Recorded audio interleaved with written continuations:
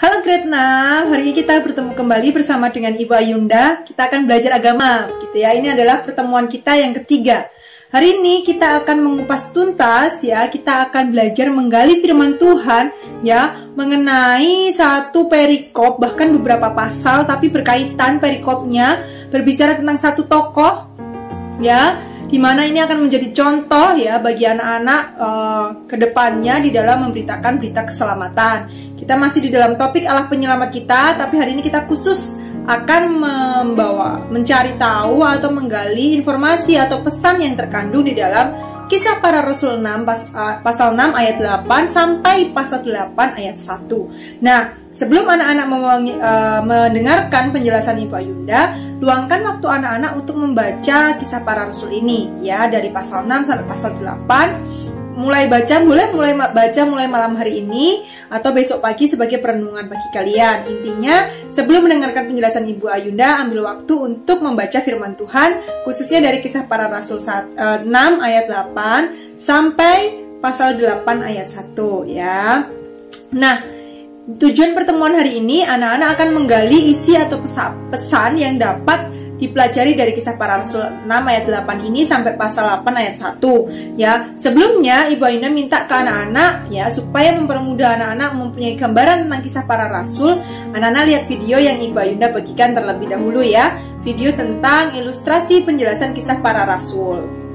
Nah, seperti yang sudah anak-anak baca, ya, anak-anak akan baca di bawah perikop tuduhan kepada Stefanus. Nah, ini adalah tokoh yang akan kita pelajari. Siapa sih Stefanus itu? Ya, nah di ayat yang kelima jelas mengatakan bahwa Stefanus adalah orang yang penuh iman dan Roh Kudus. Dia adalah pribadi yang penuh iman dan dipenuhi dengan Roh Kudus. Ya, iman yang dia terima dan ketika Roh Kudus hadir di dalam hidupnya itu adalah anugerah dari Tuhan. Iman kita pemberian dari Tuhan, bukan karena kita bisa, bukan karena kita mampu beriman, tapi karena Tuhan yang memampukan kita, Tuhan yang memberikan iman di dalam hati kita sehingga iman kita bisa bertumbuh. Dan Tuhan juga yang menganugerahkan Roh Kudus, ya, untuk hadir di dalam hidup kita dan hidupnya Stefanus saat itu, ya. Nah, isi dari ayat 5 yaitu usul itu diterima baik oleh seluruh jemaat. Lalu mereka memilih Stefanus, seorang yang penuh iman dan Roh Kudus, dan Filipus, Prokorus, Nikanor, Timon, Parmenas, dan Nikolaus, seorang penganut agama Yahudi dari Antioquia. Jadi, Paulus ini merupakan salah satu orang yang dipilih, ya. Jadi dari perikop sebelumnya di ayat 1 sampai ayat 7 itu di bawah perikop 7 orang yang dipilih untuk melayani orang-orang miskin, ya. Jadi ternyata Stefanus ini terpilih menjadi seorang pelayan yang melayani orang miskin, ya. Dari 7 orang itu salah satunya Stefanus. Dan dikatakan jelas di ayat 5 bahwa Stefanus seorang yang penuh iman dan Roh Kudus. Dan Ibu Ayunda sudah jelaskan, ya, atas karunia siapa, atas anugerah siapa Stefanus itu penuh iman dan Roh Kudus. Jawabannya yaitu jelas karena anugerah dari Allah, ya, Allah Bapa yang memberikan iman itu kepada Stefanus dan mengaruniakan Roh Kudus di dalam diri Stefanus sampai akhirnya dia dipilih menjadi seorang pelayan, gitu ya. Nah, lalu masih disambung dalam perikop yang pertama, ya, siapakah Stefanus? Selain Stefanus adalah seorang yang penuh iman dan Roh Kudus, ya, Stefanus juga merupakan orang yang penuh karunia dan kuasa, ya. Dalam konteks ini karunia yang dimaksudkan, ya, karunia yang mengadakan mujizat, tanda-tanda di antara orang banyak, ya. Kalau anak-anak baca ada beberapa macam karunia. Tapi Ibu Ayunda mau jelaskan karunia ini. Ya, saat ini karunia-karunia itu tidak harus berbentuk seperti melakukan sebuah mujizat yang besar, begitu, ya. Karunia itu bukan seperti orang melakukan tanda-tanda mujizat yang Ibu Ayunda katakan tadi. Tapi lebih kepada karunia anak-anak yang Tuhan berikan, ya. Ya, contohnya tentang talenta-talenta yang Tuhan percayakan. Tidak harus anak-anak melakukan mujizat besar baru itu menunjukkan oh kita dapat karunia, bukan, ya. Tapi ketika Tuhan berikan kita begitu banyak talenta dan kita kembangkan, itu juga anugerah dari Tuhan. Tapi konteks saat itu Stefanus tuh memiliki banyak karunia. ya, banyak kemampuan dalam tanda kutip ya, anugerah yang Tuhan berikan, kemampuan yang Tuhan berikan untuk saat itu Stefanus itu melakukan banyak mujizat, melakukan tanda-tanda mujizat. Begitu ya. Sehingga si Stefanus ini dikatakan pribadi yang penuh kuasa dan penuh karunia dan kuasa. Tapi benar kasih tanda petik ya, karena kuasa dan karunia yang diterima oleh Stefanus itu jelas sumbernya juga dari Tuhan, bukan karena Stefanusnya hebat, bukan karena Stefanusnya memang punya, tidak. Ketika Stefanus punya karunia itu, punya talenta itu, punya kuasa, sampai akhirnya dia bisa menunjukkan tanda-tanda mujizat, itu semua karena anugerah Tuhan, gitu ya, karena anugerah pemberian daripada Tuhan. Sehingga Ibu Ayunda katakan Stefanus mempunyai banyak karunia dan juga mempunyai kuasa untuk melakukan mujizat atau dalam pemberitaan firman Tuhan, itu merupakan wujud kasih karunia Tuhan bagi kita, bagi Stefanus ya. Jadi ketika kita punya banyak hal, punya banyak kemampuan, punya banyak hal-hal yang serba bisa kita lakukan, itu bukan karena kita hebat, bukan karena kita punya itu, tapi itu semua karena kasih karunia. Kasih karunia itu apa? Anugerah ya, berkat hadiah yang Tuhan berikan bagi kita, yaitu semua karena anugerah perkenanan dari Tuhan. Jadi bukan karena Stefanusnya yang memang penuh kuasa, bukan karena Stefanusnya yang penuh karunia makanya bisa melakukan banyak mujizat, tanda-tanda mujizat, tapi karena Stefanus ya, dia dianugerahkan karunia itu oleh Tuhan. Sehingga tadi dikatakan yang pertama, Stefanus itu penuh dengan Roh Kudus ya. Itu semua karena anugerah Tuhan. Selanjutnya, nah kita sudah tahu nih siapa Stefanus. Kita mau cari tahu apa pelayanannya Stefanus, gitu ya. Nah, Stefanus itu seperti pemilihan yang pertama, dia melayani orang-orang miskin ya. Dia dikenal sebagai seorang pelayan diaken. Ayat 5. Dia melakukan pelayanan meja, dia yang menyiapkan setiap perjamuan dan lain sebagainya, melayani orang-orang miskin.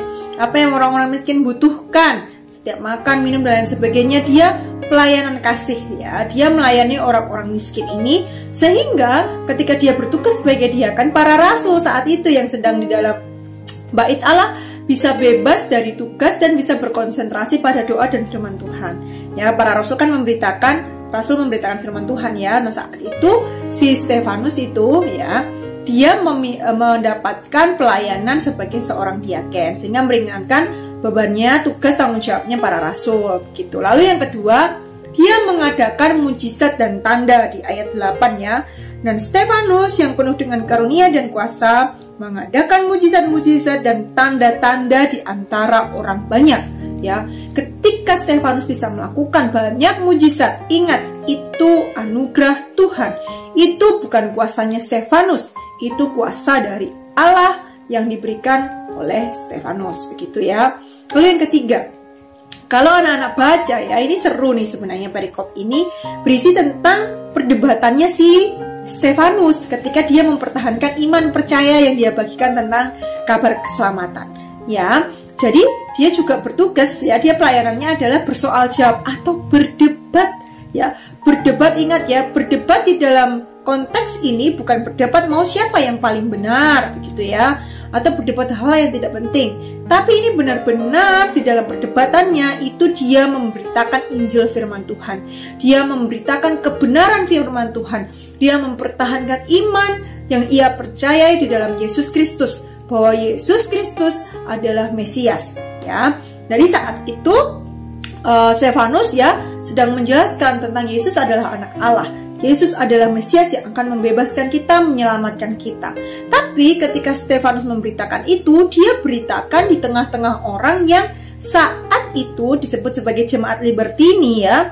Dia merupakan orang-orang Libertini ini, jemaat Libertini ini merupakan orang-orang yang percaya penuh dengan hukum Taurat, di mana mereka saat itu masih percaya bahwa kebebasan mereka, keselamatan mereka ditentukan dengan mereka melakukan setiap aturan-aturan yang ada di dalam hukum Taurat ya.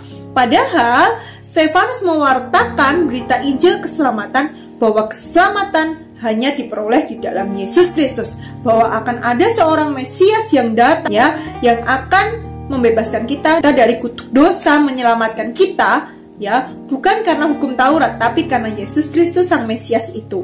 Nah, mereka nggak terima, ya, mereka nggak terima dengan pemberitaan firman oleh si Stefanus ini, sehingga banyak orang yang melawan si Stefanus.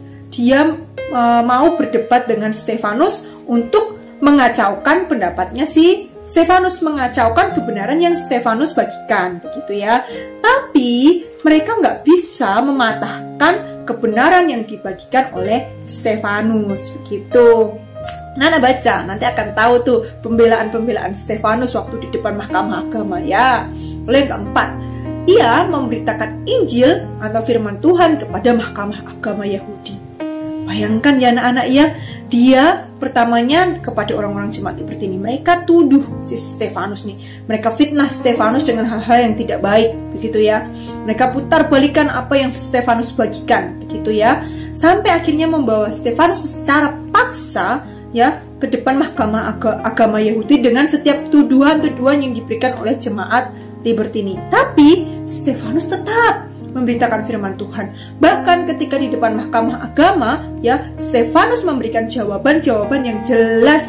Itu bukan hal yang salah, tapi sesuai dengan kebenaran firman Tuhan gitu. Nah, tuduhannya apa aja nanti Ibu Ayunda akan jelaskan. Jadi Ibu Ayunda bisa simpulkan bahwa Stefanus tuh adalah orang Kristen yang luar biasa. Dia hebat ya. Dia mempertahankan imannya, dia mempertanggungjawabkan imannya, dia memberitakan Injil dengan semangat. Tapi hebatnya Stefanus ini bukan karena dia, tapi karena anugerah Allah, gitu ya. Selanjutnya, ya apa sih yang dialami Stefanus? Ibu Ayunda tuh sudah jelaskan tadi. Stefanus itu dia sedang menyatakan kebenaran Injil tuh dengan sejujur-jujurnya, dengan begitu terbukanya tentang kabar bahwa akan ada seorang Mesias yang datang dari tanah Galilea ya, dari kota yang kecil untuk menyelamatkan umat manusia. Dia terbuka sejujur-jujurnya, dan karena apa yang dia nyatakan adalah kebenaran, dia benar-benar membuka kebenaran itu di tengah orang-orang yang tidak percaya saat itu ya. Sulit sekali untuk percaya tentang hal ini karena mereka masih pegang tentang aturan hukum Taurat ya. Tapi karena yang diberitakan Stefanus adalah berita kebenaran firman Tuhan itu sendiri, sehingga tidak ada satupun yang bisa membantah Stefanus. Bahkan tidak ada satupun yang bisa memutarbalikkan kebenaran itu. Sehingga di ayat 11 dikatakan ya, karena mereka nggak bisa nih memutarbalikkan yang Stefanus nyatakan ya, si jemaat Libertini ini ya menyebarkan berita palsu untuk menghasut orang banyak. Dia memutarbalikkan setiap berita firman yang dibagikan oleh Stefanus. Ya, tuduhannya apa saja Ibu Ayunda akan jelaskan. Tapi Ibu Ayunda mau kasih tahu nih, jemaat Libertini ini merupakan jemaat yang di bawah pemerintahan Roma. Mereka masih percaya sekali dengan Taurat. Dia masih terjebak dengan kebiasaan-kebiasaan Yahudi Yunani zaman itu. Ya, jadi mereka masih sangat-sangat kental sekali kebiasaan budaya mereka tentang hukum Taurat. Jadi ketika Stefanus masuk memberitakan tentang Injil keselamatan hanya dari Kristus, nah itu mereka nggak terima tuh. Mereka merasa Stefanus tidak betul, dia tidak benar begitu ya. Padahal yang diberitakan Stefanus itu adalah sesuatu hal yang benar begitu ya. Nah, tuduhannya apa saja? Yang pertama, dia tuduhannya adalah menghujat Allah. Dia bilang bahwa Stefanus ini menghujat Allah. Kenapa orang-orang pada bilang menghujat Allah? Karena Stefanus berpendapat, ya bukan berpendapat, dia mewartakan kebenaran bahwa Yesus adalah Mesias. Ya, dia mewartakan bahwa Yesus adalah pembebas bagi orang-orang Israel, bagi mereka orang yang terjebak di dalam dosa. Mereka tidak terima. Padahal jelas-jelas di ayat 2 Stefanus itu menyebut Allah dengan sebutan Allah yang maha mulia. Artinya dia meninggikan Allah. Tidak ada satupun kata yang keluar dari Stefanus yang menghujat Allah. Ya, malahan Stefanus meninggikan Allah dengan berita firman yang ia bagikan. Lalu yang kedua, tuduhan menghujat Musa. Ya, nah saat itu anak-anak ya mereka tuh menganggap bahwa Musa itu adalah pembebas mereka, pembebas bagi bangsa orang Israel, karena mereka masih terjebak dengan hukum Taurat. saat itu. Ya, mereka meyakini bahwa Musa yang membebaskan mereka, bukan Yesus.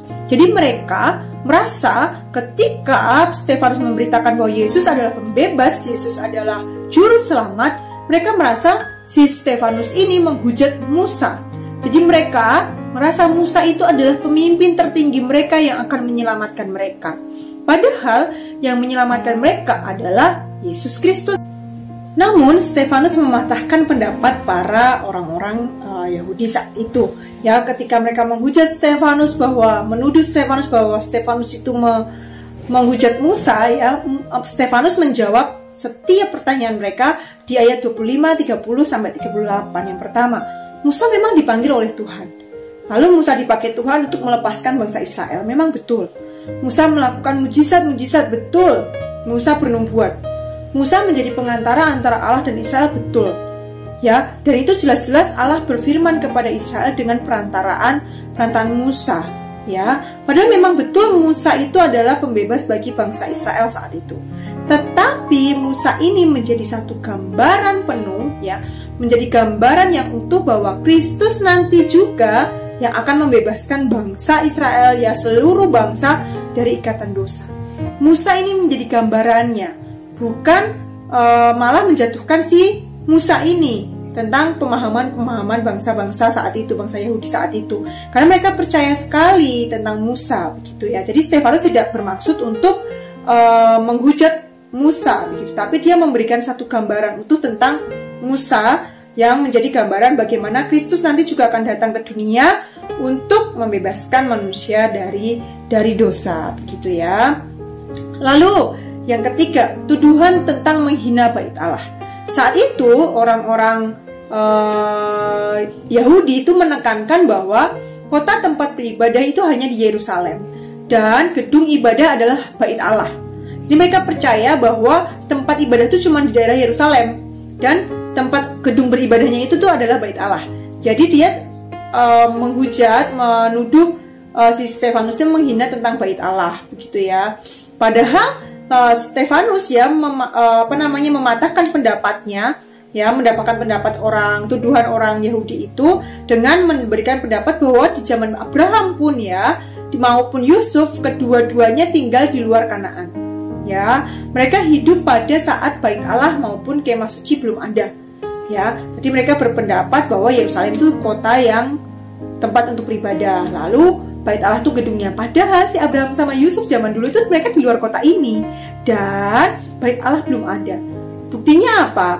Ibadah mereka tetap diterima oleh Allah, begitu ya. Jadi tempat maupun gedung bait Allah itu tidak mutlak. Orang bisa beribadah dimanapun karena kehadiran Tuhan tidak dibatasi dengan tempat maupun ruangan, begitu ya. Lalu ditambah lagi mulai zaman Musa dan kemah suci, saat itu masih berpindah-pindah tempat karena mereka baru bebaskan dari bangsa Mesir keluar ke tanah perjanjian. Tetapi mereka tetap bisa berbakti kepada Tuhan, mereka tetap bisa beribadah kapanpun. Lalu ditegaskan lagi ketika Salomo mendirikan bait Allah yang permanen. Tetapi Stefanus menambahkan yang menyatakan bahwa Allah tidak terkurung dalam gedung bait Allah tersebut. Meskipun di zaman Salomo, kuasa Allah tidak dibatasi ketika Salomo sudah membangun bait Allah secara permanen. Tapi tidak terkotak bahwa tempat ibadah itu hanya di dalam bait Allah. Begitu ya anak-anak, itu 3 tuduhan yang diberikan kepada Stefanus. Yang ketuduhan yang keempat, yaitu tuduhan menghina atau mengubah hukum Taurat. Karena mereka itu masih berpegang sekali dengan hukum Taurat, mereka percaya tentang sunat. Ya, sunat itu merupakan bentuk perjanjian bahwa orang ini sudah dibebaskan atau diselamatkan. Dia terbebas, begitu ya. Padahal janji Tuhan itu bukan saat dia sudah disunat. Bahkan sebelum orang-orang itu mengenal tentang sunat, janji Tuhan itu sudah ada. Saat Abraham itu sudah ada janji Tuhan terlebih dahulu, belum ada istilah sunat, ya. Tapi Tuhan membenarkan Abraham, ya. Allah membenarkan Abraham dibenarkan oleh Allah, ya, sebelum ada sunat. Jadi Stefanus tidak merendahkan sunat sama sekali, ya. Nanti anak-anak baca itu ada di ayat-ayat 40-an, begitu ya, ayat-ayat di pasal 8, ayat pasal-pasal 7 itu jawaban-jawaban Stefanus. Kalau dilihat, wah, Stefanus luar biasa sekali ya mempertahankan iman dia, begitu begitu, memberitakan Injil kebenaran itu dengan luar biasa, dengan berani, ya.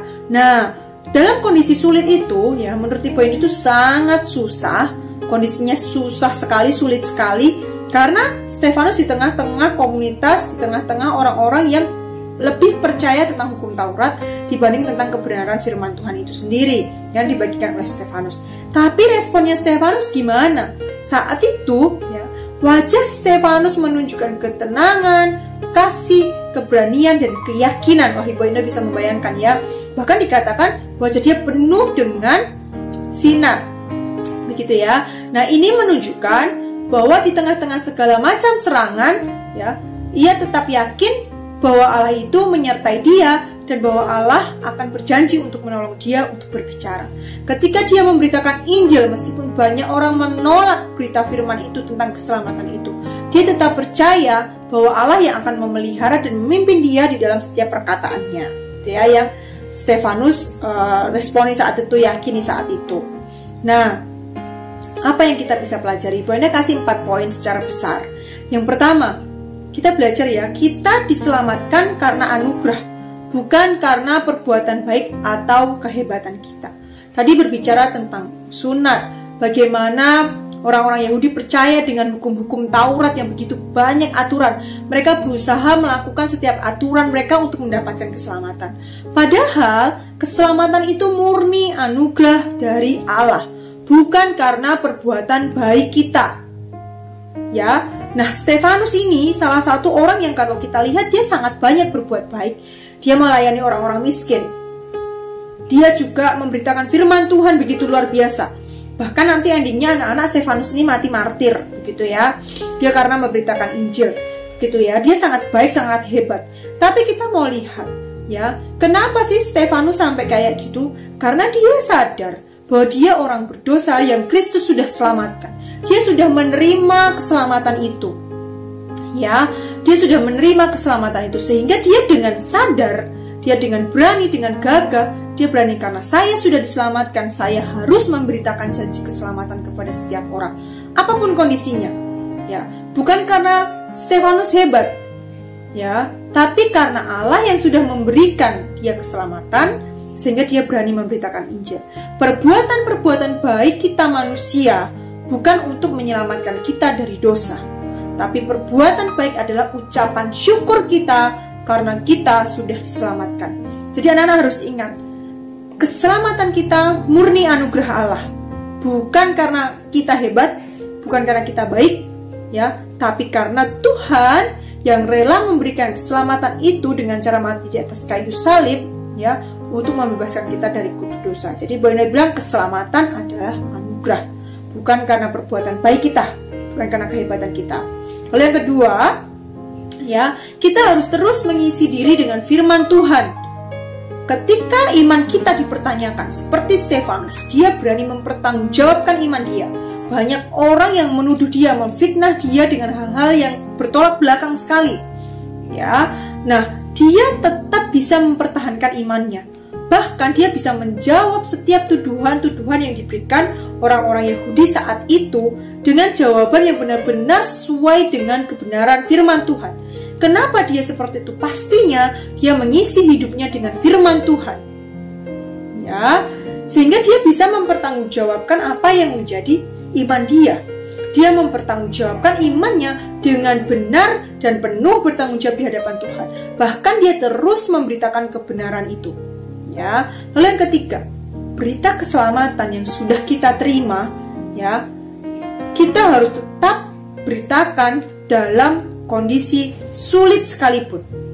Allah yang sudah menjadi penyelamat kita itu merupakan berita keselamatan yang harus terus kita kabarkan dalam kondisi sesulit apapun. Stefanus tuh kondisinya susah, ancamannya tuh nyawa, pilihannya nyawa sampai harus diperhadapkan di mahkamah agama.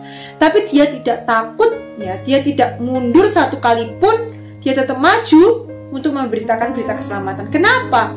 Kita sudah menerima banyak dari Tuhan, keselamatan dari Tuhan. Sehingga kita juga harus berani memberitakan berita keselamatan, karena berita keselamatan adalah sukacita besar yang harus kita bagikan kepada sesama kita.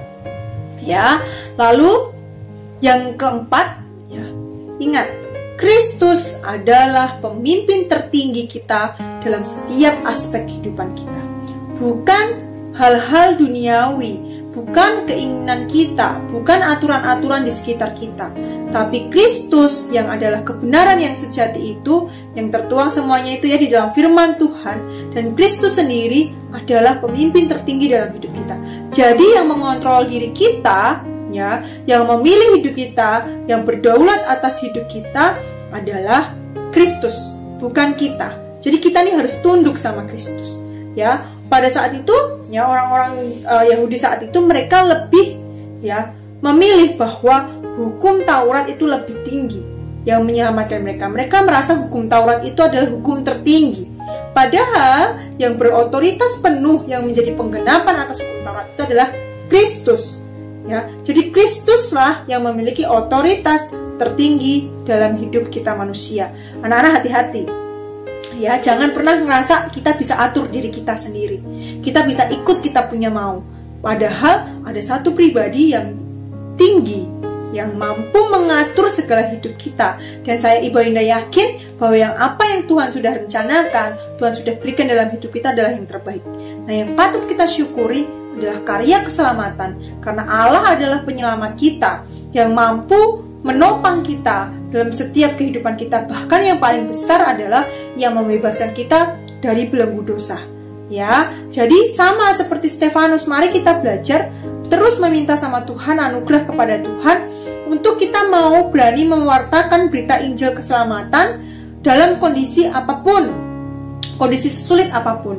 Dalam hidup kita, sikap kita, pikiran kita, perkataan kita sebagai anak-anak Tuhan, itulah yang harus kita beritakan, ya. Bukan sikap-sikap yang melawan firman Tuhan, bukan perkataan pikiran yang melawan firman Tuhan, tapi seharusnya apa yang terpancar dalam hidup kita itu cerminan bahwa kita adalah anak Tuhan yang sudah Kristus selamatkan, sehingga orang lain ketika melihat kita, orang lain melihat Tuhan dalam kehidupan kita. Itulah cara kita memberitakan Injil keselamatan. Gak harus kamu khotbah, gak harus kamu ngomong tentang firman Tuhan, tapi ketika sikap kita, perkataan kita menyenangkan hati Tuhan, seturut dengan firman Tuhan, ya, pasti itu menjadi berkat bagi sesama kita dan nama Tuhan dipermuliakan. Ya, nah, anak-anak punya aktivitas setelah ini. Setelah mendengarkan penjelasan Ibu Ayunda, Ibu Ayunda minta anak-anak tulis 5 hal besar yang anak-anak dapatkan. Tulis di buku catatan anak-anak, lalu kirim foto di GCR. Paling lambat hari ini jam 9 malam. Ibu Ayunda tunggu ya. Nah, Ibu Ayunda akan bagikan sumber-sumbernya. Anak-anak boleh baca kalau anak-anak mau baca, tapi Ibu Ayunda harap anak-anak jangan skip video Ibu Ayunda meskipun lama, tapi ini penting untuk anak-anak. Jangan pernah skip firman Tuhan yang dibagikan, video-video yang dibagikan. Terima kasih. Sampai jumpa di Zoom meeting nanti ya jam 10:30. God bless.